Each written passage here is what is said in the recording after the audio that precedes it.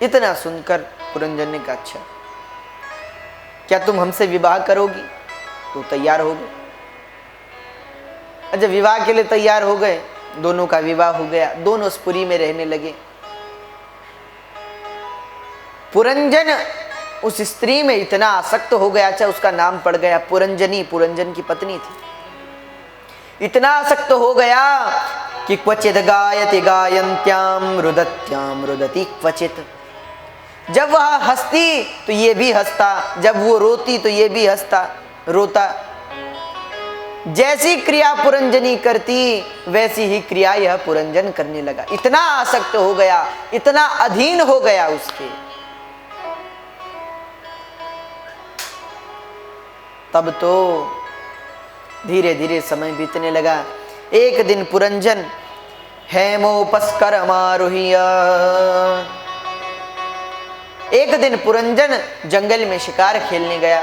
कई निरीह पशुओं की हत्या की से तो भी चित्त की शांति नहीं हुई। घर वापस लौटा, पुरंजनी बड़ी नाराज थी कि बिना पूछे कहाँ चले गए। पुरंजन ने उसे मनाया, समझाया। समय बीतने लगा। धीरे धीरे पुरंजन की आयु ढलने लगी, पर वह भोगों में इतना आसक्त हो गया कि उसे अपनी आयु के बीतने का भी समय पता न चला। इसलिए ययाति महाराज कहते हैं, न जातु कामः कामाना मुपभोगे न साम्यति। हम भोगों को नहीं भोगते, अपितु भोग हमें भोगते हैं। बहुत सी आयु का क्षीण हो गया पुरंजन का। समय बीता, कई संतानें हुई इसकी, कई पुत्र पौत्र इत्यादि हुए। कुछ समय पश्चात एक चंडवेग नाम का राजा था। अच्छा, वह जो राजा है वो बड़ा अधर्मी, हाँ, चारों ओर उसने हाहाकार मचा रखा। ऐसा वह राजा, नाम चंडवेग। उसका एक भाई है, उसका नाम है प्रज्वार। उस चंडवेग के पास बहुत बड़ी सेना है।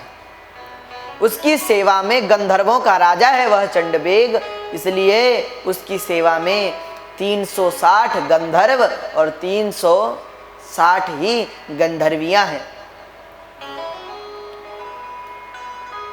गंधर्व काले वर्ण के हैं और वह गंधर्वियां गौर वर्ण की हैं।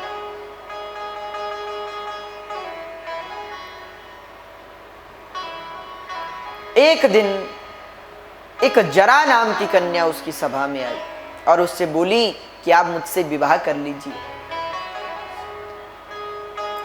अच्छा, कहते हैं नारद जी बोले, ये जरा मेरे पास भी आई थी कि महाराज हमसे विवाह कर लो, तो हमने मना कर दिया। और जब हमने मना कर दिया तो इसने हमें श्राप दे दिया कि तुम एक जगह नहीं टिक सकोगे, घूमते ही रहोगे।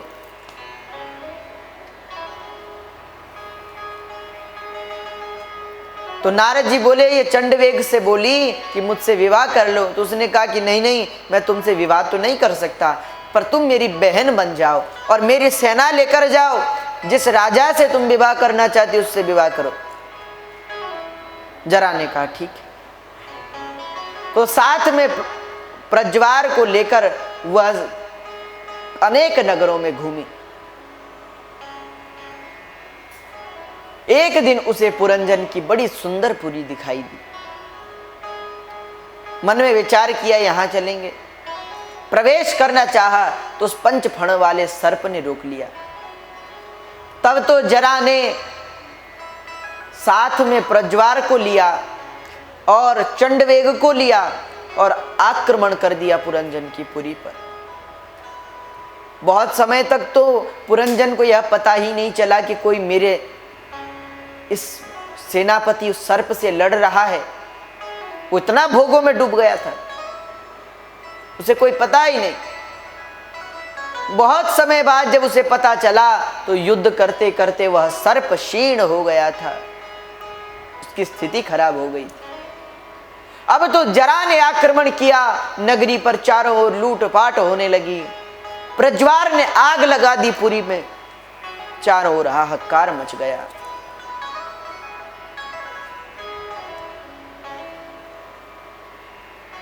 अब तो बड़ी दुर्गति हुई पुरंजन की। नगरी में आग लग गई। जैसे तैसे पुरंजन वहां से भागने का प्रयास करने लगा, पर न भाग सका। सारा नगर जलने लगा। अब वह सोचने लगा कि अरे मेरी पत्नी कैसी होगी, उसे भी मार दिया होगा इन लोगों ने। मेरे पुत्र, मेरी पुत्रियां, मेरे परिवार, मेरे कुटुंबीजन कहाँ होंगे। मरते समय भी अपनी पत्नी और परिवार का चिंतन करने लगा। मरते समय पत्नी का चिंतन किया, इसलिए अंते या मति सागति, जैसे अंत में जहां मति होती है व्यक्ति की वह गति हो जाती है। मति गई अपनी पत्नी पर, इसलिए अगले जन्म में एक स्त्री बना और एक राजा से उसका विवाह हुआ। विवाह के पश्चात वह उस राजा के साथ रहने लगा। स्त्री जन्म मिला, स्त्री का शरीर मिला। अच्छा, उस राजा से विवाह हुआ तो राजा के कई पुत्र पौत्र इत्यादि हुए और बाद में राजा जंगल में वानप्रस्थ धर्म को स्वीकार कर कर चल पड़े। साथ में ये भी चल पड़ा। एक दिन वन में राजा का देह छूट गया, प्राण निकल गए। तब इसने सोचा कि जब मेरे पति की मृत्यु हो गई तो मैं जीकर क्या करूंगा। इसलिए मरने के लिए एक चिता बनाई और चिता पर पति के शरीर को रखा, स्वयं भी बैठ गई। जैसे ही अग्नि लगाने लगी कि इतने में उसका जो वह अविज्ञात नाम का मित्र है वो वहां आया। अविज्ञात ने कहा, अरे तुम क्यों मर रही हो, अरे अपने स्वरूप को पहचान, तू स्त्री नहीं है, तू तो मेरा पुरंजन नाम का मित्र है। बहुत ज्ञान देने पर उसे याद आया कि सचमुच हम तो स्त्री रूप धारण कर कर आए। तब तो दुख मिट गया और दोनों मित्र वहां से चल पड़े। अच्छा, प्राचीन बरही बोले, महाराज इस कथा का आशय हम समझे नहीं, आपने कथा हमें क्यों सुनाई।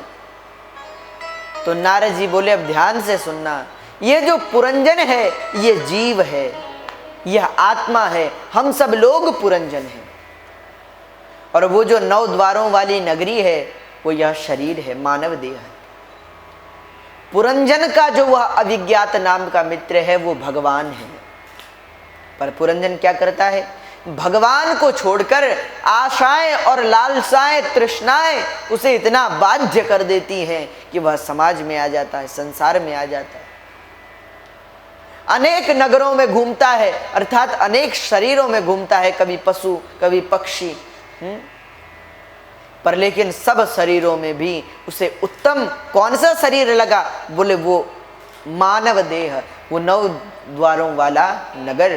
तो वो कौन सा नगर है, बोले मानव का देह, शरीर। और उसमें वह जो स्त्री है पुरंजनी, वह पुरंजनी बुद्धि है। उसकी 10 सहेलियां, 5 ज्ञानेंद्रियां और 5 कर्मेंद्रियां हैं। उसका वह सेनापति वह मन है और वह 5 फणों वाला सर्प 5 प्राण हैं, जो सदैव उसके देह की रक्षा करते, उसके नगर की रक्षा करते हैं। जीव भी अपनी बुद्धि से इतना घुल मिल जाता है कि अपने वास्तविक मित्र को, अपने वास्तविक स्वरूप को भूलकर वहां उसके साथ रहने लगता है।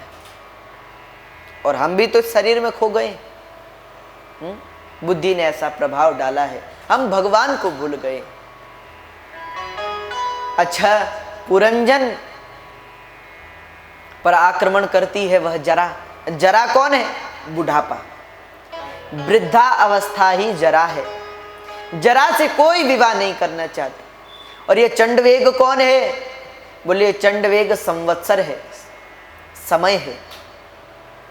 इसके जो 360 गंधर्व और 360 गंधर्वियां हैं, ये कौन है, बोले ये दिन और रात है, इसीलिए गंधर्व जो हैं वो काले हैं और गंधर्वियां गौर वर्ण की। इसका जो वह भाई है उसका नाम है प्रज्वार। तो प्रज्वार कौन है? बोले बुखार।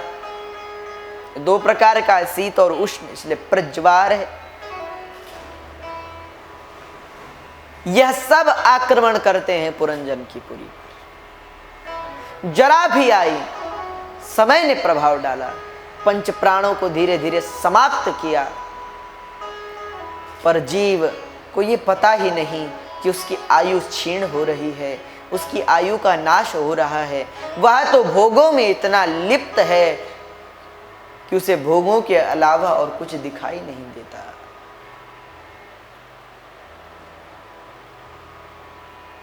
जब जरा, समय और प्रज्वार ने उसका अंत कर दिया, अंत में पत्नी पर मती गई, इसलिए स्त्री का शरीर पाया। बाद में जब भगवान आए, ज्ञान दिया, अरे तू ये क्या कर रहा है, क्यों संसार में फंसा है? अच्छा, व्यक्ति को अगर अपने पूर्व जन्म का बोध हो जाए तो वो माया में नहीं फंसेगा। क्यों? उसका भी कारण है। अच्छा, आप अपने पर इसको आधारित करें। हम पर क्या है? हम लोग धन कमाते हैं, परिवार फिर बनाते हैं, एक समय आता है हमारी मृत्यु हो जाती है, अगले जन्म में हम उसे भूल जाते हैं, पुराने जन्म की बातें विस्मृत हो जाती हैं। अगले जन्म फिर कमाते हैं, घर परिवार बनाते हैं, मर जाते हैं, फिर वो बात भूल कर फिर अगला जन्म लेते हैं। पर एक बात सोचो, अगर हम ना भूलें कि हमने पूर्व जन्म में भी धन कमाया, परिवार बनाया। अच्छा, इसका एक उदाहरण सुनो। एक व्यक्ति है, उस व्यक्ति को एक ही चीज बार बार दिखाओ, भले ही वह सीरियल उसे बहुत अच्छा लगता है या वह एपिसोड उसे बहुत अच्छा लगता है, पर वो बार